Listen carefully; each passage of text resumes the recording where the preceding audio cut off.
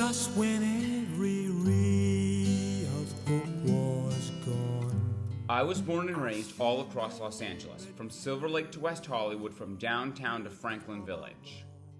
Each neighborhood gave me a glimpse into the city's rich diversity. But no matter where I lived, one thing stayed the same: homelessness. Tents on sidewalks, people sleeping under bridges, others nodding off outside of convenience stores and schools. I never saw them with judgment, only heartbreak. These are human lives abandoned by the city and left to survive with nothing.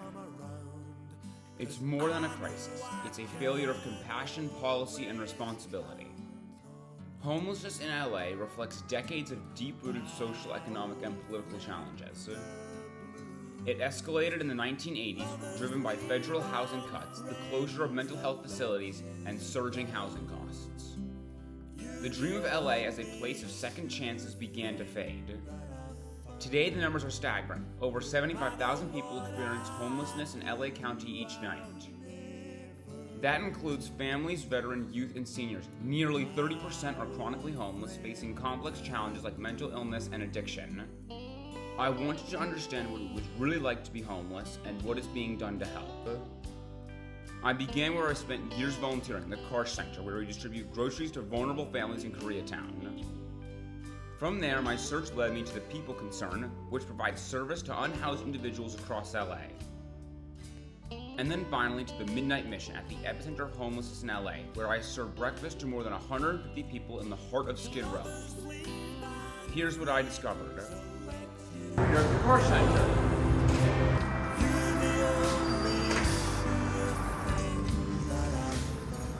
I'm Elizabeth Green. I am our Director of Volunteer Engagement at the Karsh Family Social Service Center. I'm your People's Concern. I'm Kristen McDermott. I am currently on development with the People Concern. Just let me hide my way. Here we are at the Midnight Mission. So I'm Andrew Linares. I am the Community Engagement and Volunteer Manager here at the Midnight Mission. We're here at Santa Monica with People's Concern. Oh yeah, my name is Elijah Smith and I'm from Arizona. Homeless, homeless, moonlight sleeping on a midnight. Our mission at the Karsh Center is to help all in our community get the support and services they need to thrive and have lives that are rooted in dignity. And we do this by providing direct services in 4 key program areas. We provide food and nutrition security supports, child and parent well-being programs, health and wellness services, and community services. The services that we provide are wraparound services for people that are unhoused, providing mental health help, substance abuse services, our walk-in facilities that are for people that need showers, food, everything in between, lockers, clothes, a place to get their mail sent to. So the Midnight Mission's been around since 1914. So for over 110 years, we've been servicing the Skid Row community. Now, Skid Row is a 50-block radius from Los Angeles Street to Alameda, from 3rd Street to 8th Street. So within that 50-block radius is all Skid Row. And so we're one of the 6 providers here in Skid Row that's offering services to over 9,000 homeless members as well as community members. And the way that looks is it first started off in 1914 as just having a hot meal. Tom Littlecoat, the founder, being a businessman and a lay minister, he just felt like he needed to do something to help the men that he would see walking around Los Angeles at the time. And so he'd invite them after a long, busy, business day. He'd invite them into his business. His wife would prepare a hot meal, and he would sermonize them until the meal was ready. And sometimes he'll go over, and so sometimes he'll get to midnight. People won't get their meal into midnight, and so that's how people started getting to know the Midnight Mission. Now, in 1970s, 1980s, the crack epidemic started happening. So we started seeing a lot more people of color, a lot more drug use on our streets. And that's when Skid Row was actually embedded as to what it is today, right? It was designated as Skid Row, and it's to contain the homelessness issue here in Skid Row in this 50 block radius where there were services like the Midnight Mission. Homeless, homeless, moonlight sleeping on a midnight. How long have you been homeless for? This is my sixth time, but this time has only been around maybe about a month and a half. A month and a half. And you've been homeless 6, 7 times in your life? Yeah. What was the longest stint? About 8 months. About 8 Nothing too months. crazy. Yeah. How did you end up homeless? Grew up as an orphan, so I didn't really have any resources. And DCS, once I turned 18, there wasn't really anything else for me. And final question, what is it like being homeless? It's honestly what you make it. You know what I mean? There's a lot of people that say it's really hard and stuff like that. But if you find resources, it's not hard to, you know what I mean, find shelter or, you know what I mean, find places to keep clean and find food. There's just a lot of people that are very, I wouldn't say lazy, you know what I mean? They're just not as willing to go out and, you know, do interviews and like find places and fill applications. So it's not that hard, but I like it because you can conversate a lot and hear about a lot of people's stories. Honestly, before I came into the Midnight Mission, I know that level of desperation and like frustration of not knowing how to get out of it, right? At first, it seemed like, okay, this is a good idea for me at least, right? It seemed like a good idea and that it wasn't going to be that bad, right? But then as days went on and as I started meeting people that wanted to hurt me or people that stole from me, and then me getting into altercations with anyone else, or like essentially me sleeping with one eye open, right? If even sleeping at all, or trash digging in back of a at a dumpster and behind a restaurant just to be able to have something to eat. All that comes to mind. The biggest thing that I actually remember doing a lot that I don't think will ever leave me, which is fine, is the level of just being able to have the basic decency to be able to use the restroom and shower. I would actually wake up or I would go to like public parks early in the morning, like at 5 or 6 in the morning while the world is still sleeping or just waking up. And I'd see the park attendants open up the public bathrooms in the parks, and I would rush in there as soon as they drive off, just so that I can give myself a bird bath and freshen up so that I didn't feel dirty or look the part, right? That was my way of coping with things. And so that does stay with me, that level of mental, it's a lot. I don't want to ever end up in that position again, but I look at people out there in the streets and I know what they're feeling, I know what they're thinking.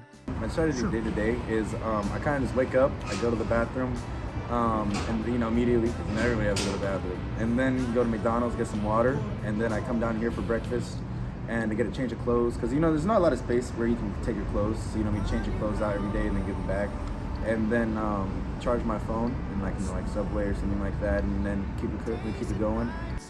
I think from my lived experience, this was, for me, 20 years ago that I had that experience.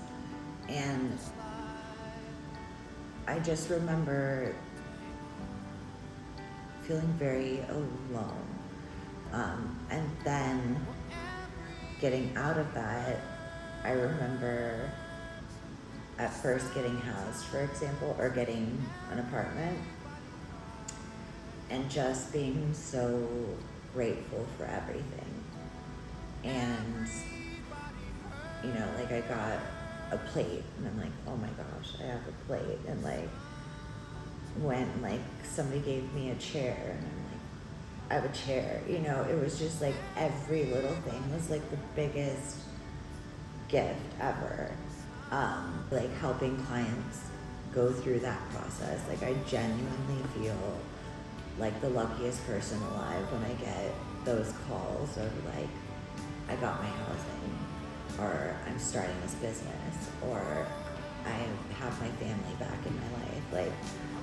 To have somebody trust me enough to bring me along on their journey when they've experienced so much trauma, just is unlike anything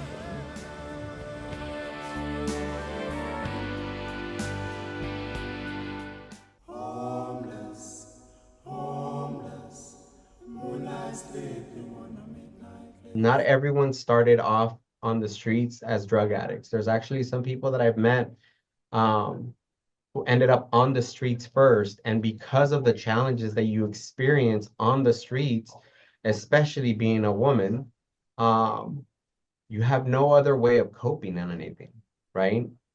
And when you don't see any hope or any way out, you kind of start looking for things to numb you out. And so drugs do that perfectly. And so, they end up turning into drug addicts. Found that a lot of trauma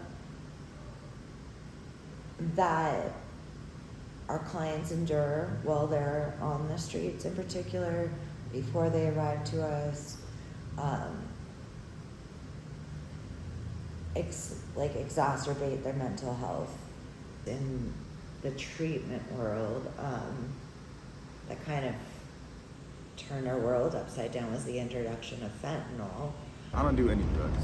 Drugs are very dangerous, and especially out here, you know what I mean? They can help you, they can help keep you stuck where you're at and not want to progress.